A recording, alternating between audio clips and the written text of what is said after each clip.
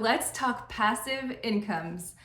Today I'd like to share some of my flips, but even more of my flops. Passive income is a slow game and it takes time to make money from them. My goal is to have a diverse amount of passive incomes because there's no guarantee from one month to the next that they'll work. So I'll go through the list, I'll tell you the passes, I'll tell you the fails, and my advice to you is if you would like to try any of these, to not be afraid of failure, because through the failure, you grow and you see your skill set and you can hone in on those skills. I'll start with a flip, and that would be blogging. Although it took me years to build an income that was equal or more than my desk job in a cubicle working as a graphic designer. So I've been blogging for 10 years, and it wasn't until probably 2 or 3 years ago that I started making a regular income like that. But I really do have a passion for blogging, so I would probably do it in some form or another, even if it didn't have an income, because I love writing and I love photography and sharing, documenting things. So it is a passion of mine, so that makes it worth it. So my blog continues to gain over 100,000 page views a month. I have 27,000 email subscribers, and I make money from affiliate links, but the bulk of my money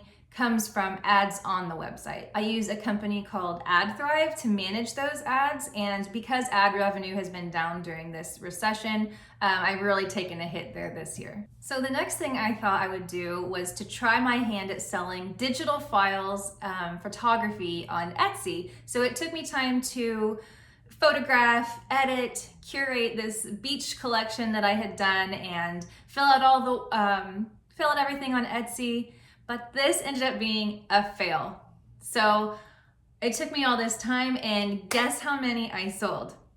None. I didn't sell one. So this was a fail. So next, because I already had the Etsy account, I thought I'd try making posters or graphics to sell. And I had like the Lord's Prayer, I had some quotes and designs. I did sell a few of the prayer posters for kids, but by the time people requested a different translation, even in other languages, this was definitely not worth my time for the probably 10 sales I made, so this would also be a fail. So on my third attempt on Etsy, I was finally getting someplace. I created a e-planner for cleaning, and after a few months that slowly began to get somewhere and made some sales, so I also decided to do a cleaning planner. So those two continue to be my best sellers. I also created a money-saving workbook and a Thought Life Challenge workbook, and those have sold as well, but not as well as the other two. They're only $5, so $5 at a time isn't a whole lot of money, but as they gain traction and I've made more sales, I make about $400 a month from Etsy. So I would call this a success. Oh, I also sell Lightroom presets on Etsy, and these did okay at the beginning and then kind of trickled off. And that's just the thing with these. There's no guarantee one month from the next what will make money, what will make money, what won't. So I still have 2 presets in my shop, but I went ahead and marked those down to $1. I'm not even sure it's worth having those there anymore, but I figure, hey, if 1,000 people thought that was a great deal, maybe I can make $1,000. That's not the case. So I'd go ahead and call this a fail. So next is Instagram. I suppose you could count this as an income stream. I've certainly worked hard enough that it should be an income stream. I've had over several years, I've had about 600 posts to gain about 17,000 followers. I think my time would have been better used probably creating new blog content or spending it on Pinterest, which is where I get about 40% of the traffic to my blog. They do offer money for Reels. I honestly don't understand the rules. I've probably made about $400 doing this, but in fairness, I can't keep up with the demand of daily posts and daily interaction. So I do make some money from affiliate links when I share them in stories or whatever, but I do like to share good finds and good deals, but I also don't want to influence people to, spend, because I do consider this a budget blog. I'm still interested in Instagram for community and inspiration, but not as an income stream. So I would call this a fail. Let's talk about TikTok. Well, that was a crazy ride. I'll call it a success because I gained about 232,000 followers, and I was able to make about $6,000 or so from the Learn on TikTok campaign, sponsorships, affiliate links, and pay per views. But this took me an incredible amount of time and commitment. And then there's the whole mindset of the comments. Most of them are kind, but then there's a lot of negative comments when something goes viral. So along with Instagram, I cannot keep up indefinitely with the daily content required to earn anything substantial. So I also have to keep in mind how these platforms, and you should too, how these platforms make you feel. Do you feel judgmental? Do you feel hard on yourself? How do you feel when you're done with them? That's also something to take into consideration. So I guess TikTok would be a success.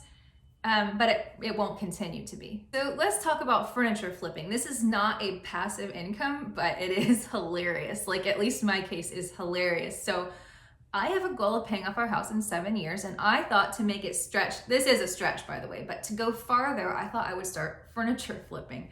I'd watched a few YouTubers do it. They flipped something trashy overnight into something beautiful, and I'm like, I paint all the time, sure, I'll try this. So I bought a piece of furniture, I think it was $80 on Facebook Marketplace, set up a place in the garage, even so like it had flooring and a white wall, so I could take before and after shots of all the amazing pieces that I would transform. I got the piece, one day I sanded it, the next week I cleaned the hardware, and now I haven't done anything since, not one thing. It has been sitting there for a year. So it's safe to say furniture flipping is a big fail for me. So now we'll talk about YouTube. I started this channel several years ago, but only added sporadically, so I didn't expect anything big to happen here. I just kept thinking I would get to it at one point. But I did start a faith blog, faithqna.com, and I decided to do a YouTube channel for this. I went big. I did a podcast, I did a blog post, and YouTube. And something unexpected happened though. I got a lot of comments on the faith content, and they were not good. They were not. I did a series on, is there proof God exists? I decided I would turn off comments for the time being so that someone, if they wanted to watch it and not have someone else's comments in the back of their mind, they could do that. I realized you could comment on the person's profile. So then I kept getting all these. I ended up deleting the channel because of the negativity, but also I wasn't doing my best job. If I'm gonna take heat for something, I at least want it to be my best work. And it wasn't, because I was stretching myself too thin with podcast, blog, all of it. So that's one thing. I would call that a fail. And then also on this side, I wouldn't call it a fail yet. I'm just now trying it. So we'll see how it works. I know YouTube is also a slow game. So if you're here and you wanna subscribe and like, then that would be great. Shameless plug.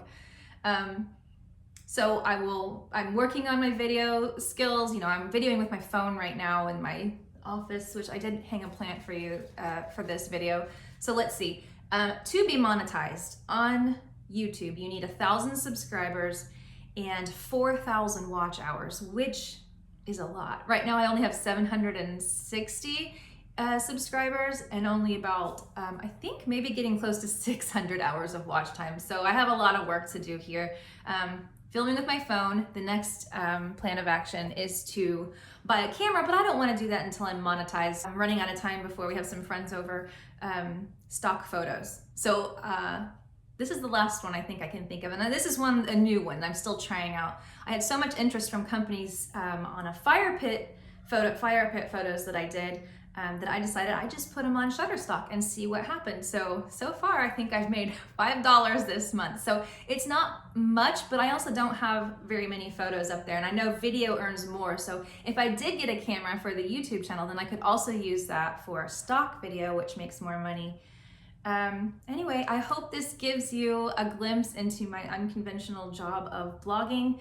It has evolved into many more things. Everything is a slow game, but it does allow me to stay home with my kids and be creative in different ways.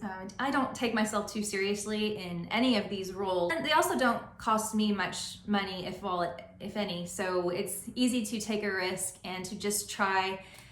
So don't be afraid to fail. Let me know if you try any of these, if you have any ideas that I don't have here.